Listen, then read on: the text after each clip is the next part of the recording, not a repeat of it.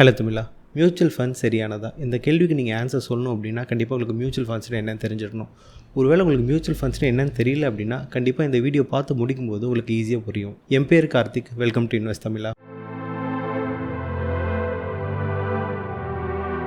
So first things first, உங்களுக்கு SEBI mutual ஃபண்ட்ஸ்னு என்னன்னு சொல்கிறாங்க அப்படிங்கிறது உங்களுக்கு தெரிஞ்சிருக்கணும். Mutual fund is a mechanism for pooling the resources by issuing the units to the investors and investing the funds in securities in accordance with the objectives as disclosed in the offer document. ரொம்ப ஈஸியாக layman டேர்மில் சொல்லணும் அப்படின்னா, மக்கள்கிட்ட பணத்தை வாங்கிட்டு இவங்க share மார்க்கெட்லேயோ இல்லை டெப்ட்லேயோ இல்லை இன்னொரு மியூச்சுவல் ஃபண்ட்ஸ்லையோ இன்வெஸ்ட் பண்ணுவாங்க. வர ரிட்டர்ன்ஸை இன்வெஸ்டர்ஸை திருப்பி கொடுப்பாங்க. ஃப்ரீயாக கிடையாது, அதுக்கு சார்ஜ் பண்ணுவாங்க. இந்த வீடியோவை நம்ம ரெண்டாக பிரிச்சுப்போம். ஃபஸ்ட்டு மியூச்சுவல் ஃபண்ட்ஸ்குள்ளே என்னென்னலாம் இருக்குது, யாரெல்லாம் இருக்கிறாங்க, எப்படி ஆப்ரேட் ஆகுது அப்படிங்கிறது. ரெண்டாவது பார்த்திங்க அப்படின்னா, ஒரு இன்வெஸ்டர்ஸ்க்கு மியூச்சுவல் ஃபண்ட் பற்றி என்னென்னலாம் தெரியணும், என்னென்ன டேர்ம்ஸ்லாம் தெரியணும், நம்ம ஷேர் மார்க்கெட்டோட கம்பேர் பண்ணோம் அப்படின்னா எப்படி நம்ம ஈஸியாக புரிஞ்சுக்கலாம் அப்படிங்கிறத பார்ப்போம். ஃபஸ்ட்டு மியூச்சுவல் ஃபண்ட்குள்ளே யாராக இருக்கிறாங்க அப்படின்னா ரொம்ப முக்கியமான 3 ஆளுங்க. ஒன்று ஸ்பான்சர், ரெண்டாவது ட்ரஸ்டி, மூணாவது பார்த்திங்கன்னா ஏஎம்சி, அசெட் மேனேஜ்மெண்ட் கம்பெனின்னு சொல்லுவாங்க. ஃபஸ்ட் நம்ம ஸ்பான்சரை பார்த்துருவோம். ஸ்பான்சர் பார்த்திங்க அப்படின்னா எப்படி ஒரு ப்ரைவேட் கம்பெனியோ இல்லை ஒரு பப்ளிக் கம்பெனியில் ஒரு ப்ரொமோட்டர் இருக்கிறாங்களோ அதே மாதிரியே தான் உங்களுக்கு பார்த்திங்க அப்படின்னா மியூச்சுவல் ஃபண்டுக்கு ஸ்பான்சர்ஸ் இருப்பாங்க. ஸோ நீங்கள் இப்படி ஈஸியாக கம்பேர் பண்ணிக்கலாம். உங்களுக்கு ஷேர் மார்க்கெட்டுக்கு ப்ரொமோட்டர்ஸ், அவங்க தான் ஆரம்பிக்கும் போது பணத்தை இன்வெஸ்ட் பண்ணுவாங்க. அதே மாதிரியே தான் உங்களுக்கு பார்த்திங்க அப்படின்னா மியூச்சுவல் ஃபண்ட்ஸ்க்கு ஸ்பான்சர்ஸ் இருப்பாங்க. இந்த ஸ்பான்சர்ஸ் தான் இந்த மியூச்சுவல் ஃபண்ட் ஆரம்பிக்கிறதுக்கு முன்னாடி அவங்க தன்னோட பணத்தை போட்டு மக்களுக்கு பின்னாடி திருப்பி கொடுப்பாங்க. ஓகேவா? இது ரொம்ப ஈஸியாக கம்பேர் பண்ணிட்டீங்க அப்படின்னா உங்களுக்கு ஈஸியாக புரியும். ரெண்டாவது ஃபங்க்ஷனாலிட்டி என்ன அப்படின்னா, இவங்க தான் மீதி 2 பேர். யார்? Trustee, asset management company. அவங்களுக்கு இருக்கிற ஆளு எல்லாமே பார்த்திங்கன்னா அப்பாயிண்ட் பண்ணுவாங்க. ஓகேவா? இதுதான் இவங்களோட ரெண்டாவது ஃபங்க்ஷனாலிட்டி. ஸோ இதில் இன்வெஸ்டர்ஸோட பணம் இன்வால்வ் ஆகிருக்கனால கண்டிப்பாக உங்களுக்கு செபி உள்ளே வருவாங்க. செபி சர்டின் கைட்லைன்ஸோ சில பாயிண்ட்ஸ்லாம் கொடுத்துருக்காங்க. நீங்கள் இதெல்லாம் சாட்டிஸ்ஃபை ஆனால் தான் நீங்கள் ஒரு ஸ்பான்சர் ஆகணும் அப்படிங்கிறது. அது என்னென்ன அப்படிங்கிறது இப்போ குயிக்காக பார்த்துருவோம். ஃபஸ்ட்டு பார்த்தீங்க அப்படின்னா, அட்லீஸ்ட் இவங்க ஒரு 5 to 7 இயர்ஸில் இவங்க ஒரு ஃபினான்ஷியல் சர்வீசஸில் இருந்திருக்கணும், ஒரு நல்ல ரிட்டர்ன்ஸ்லாம் எடுத்துருக்கணும். ரெண்டாவது பார்த்தீங்க அப்படின்னா, பாஸ்ட் 5 இயர்ஸில் ஒரு 3 இயர்ஸ் இவங்க பாசிட்டிவ் ரிட்டர்ன்ஸ் எடுத்துருக்கணும், including last year.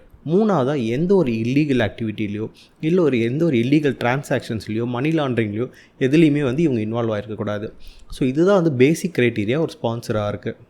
For example, Aditya Birla mutual funds, Aditya Birla Sun Life mutual funds இருக்குது அப்படின்னா, Aditya Birla financial services, Sun Life financial services தான் இவங்களுக்கு ஸ்பான்சர்ஸாக இருப்பாங்க. அதே மாதிரியே தான் ஒவ்வொரு மியூச்சுவல் ஃபண்ட்ஸுக்கு பின்னாடி அவங்களுக்கு பணம் கொடுக்கறதுக்கு ஸ்பான்சர்ஸ்னு ஒருத்தவங்க இருப்பாங்க. இவங்க தான் ரொம்ப முக்கியமான ஆளுங்க ஃபஸ்ட்டில். ரெண்டாவது பார்த்திங்க அப்படின்னா ட்ரஸ்டி.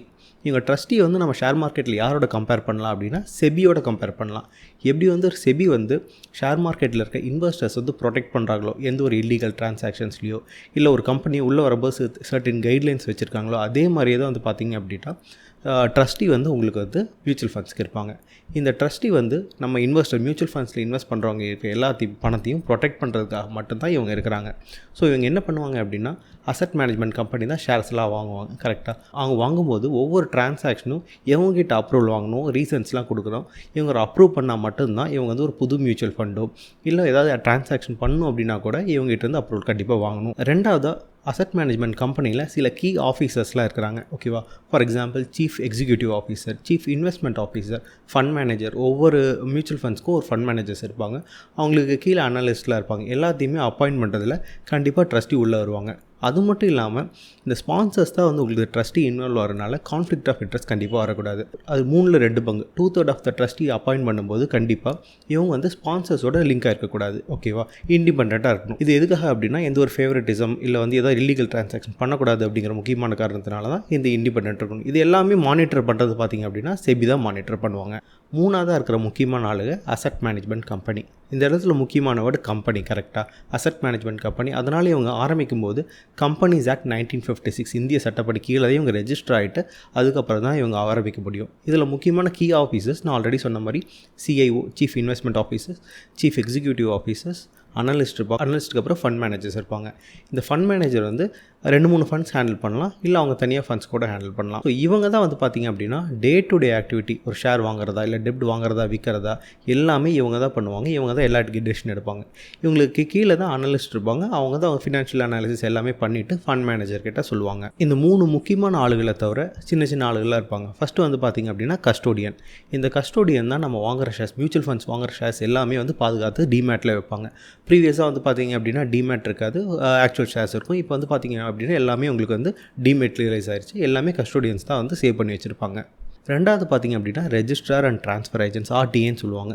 நீங்கள் மியூச்சுவல் ஃபண்ட்ஸ் ஒரு இன்வெஸ்டர் வந்து மியூச்சுவல் ஃபண்ட்ஸ் வாங்குறதுக்கும் சரி, இல்லை ரீடீம் விற்கிறதுக்கும் சரி, இது எல்லாத்துக்குமே பேப்பர் ஒர்க் இருக்குல்ல, அந்த பேப்பர் ஒர்க்கு ட்ரான்சாக்ஷன் எல்லாமே வந்து பார்க்குறது பார்த்தீங்க அப்படின்னா ஆர்டிஏன்னு சொல்லுவாங்க. இந்த சிஏஎம்எஸ், கார்வி அவங்க எல்லாமே இதில் தான் வருவாங்க. இது போக உங்களுக்கு வந்து சேல்ஸ் அண்டில் மியூச்சுவல் ஃபண்ட் டிஸ்ட்ரிபியூட்டர்ஸ்ன்னு இருப்பாங்க. உங்களுக்கு என்னென்னலாம் அட்வைஸ் பண்ணுறதுக்கும் சரி, உங்களுக்கு பிளான் எல்லாமே எக்ஸ்பிளைன் பண்ணுறதுக்கு இந்த மியூச்சுவல் ஃபண்ட் டிஸ்ட்ரிபியூட்டர்ஸ் உள்ளே வருவாங்க.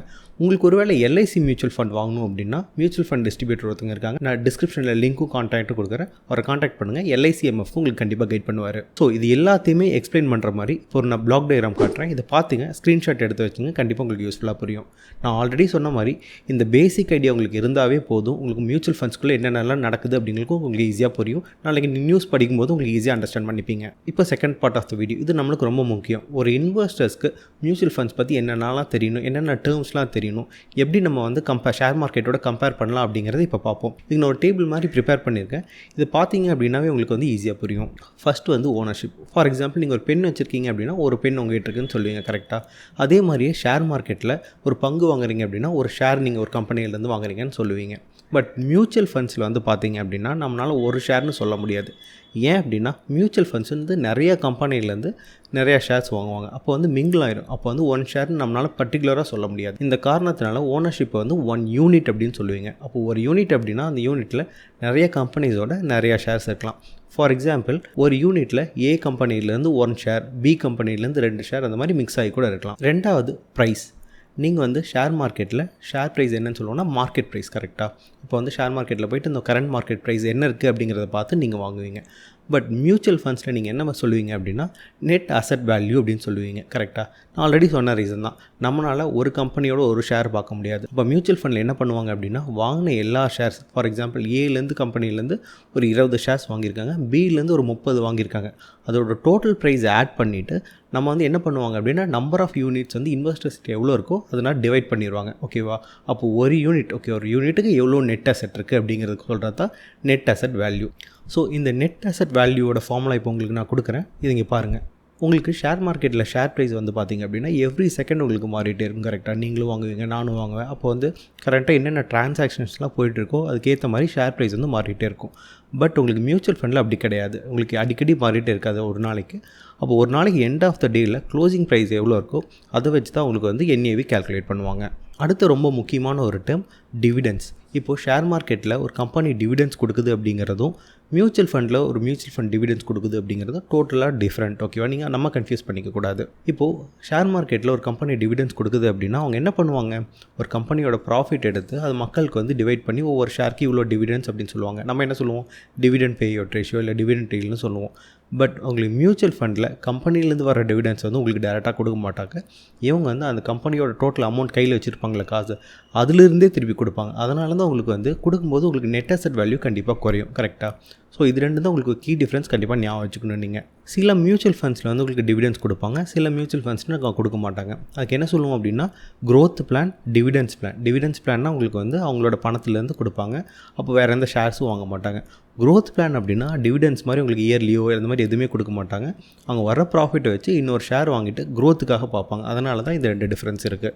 நம்ம வாங்கும்போது ஒரு மியூச்சுவல் ஃபண்ட்லேயே க்ரோத் பிளானா இல்லை டிவிடெண்ட் பிளானான்னு பார்த்து வாங்கிக்கலாம். ரிட்டர்ன்ஸ், அதாவது உங்களுக்கு பணம் வருது இல்லை, எப்படி வந்து ஷேர் மார்க்கெட்டில் உங்களுக்கு காசு வரும், ஒரு ஷேர் வாங்கும்போது டபுள் ஆகும்போது நம்மளுக்கு வந்து கேபிட்டல் கெயின்னு சொல்லுவாங்க, கரெக்டாக. அது கூட உங்களுக்கு வந்து டிவிடெண்ட்ஸ் ஆட் ஆச்சு அப்படின்னா கண்டிப்பாக உங்களுக்கு ஒரு கம்பெனி வாங்குறீங்க அப்படின்னா டிவிடெண்ட்ஸ் கொடுக்குறாங்கன்னா நீங்கள் எப்போவுமே எலிஜிபிள் தான்.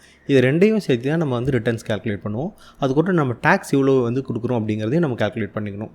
மியூச்சுவல் ஃபண்ட்ஸில் பார்த்திங்க அப்படின்னா உங்களுக்கு நெட் அசெட் வேல்யூ எவ்வளோ இன்க்ரீஸ் ஆயிருக்கு, நீங்கள் ஒரு யூனிட் வாங்கும்போது நெட் அசெட் வேல்யூ எங்கேருந்து எவ்வளோ இன்க்ரீஸ் ஆயிருக்கும் அதை வச்சு தான் நம்ம வந்து ரிட்டர்ன்ஸ் கால்குலேட் பண்ணுவோம். ஒருவேளை நீங்கள் டிவிடெண்ட்ஸ் பிளான் ஆப்ட் பண்ணியிருக்கீங்க அப்படின்னா உங்களுக்கு டிவிடெண்ட்ஸையும் நம்ம ரிட்டர்ன்ஸ் கொடுக்கலாம். உங்களுக்கு லாங் டேர்ம் கேபிட்டல் கெயின்ஸ் எல்லாமே உங்களுக்கு வந்து மியூச்சுவல் ஃபண்ட்ஸில் இருக்குது. உங்களுக்கு ஷேர் மார்க்கெட்டில் எக்ஸ்பென்ஸ் ரேஷியோன்னு கிடையாது.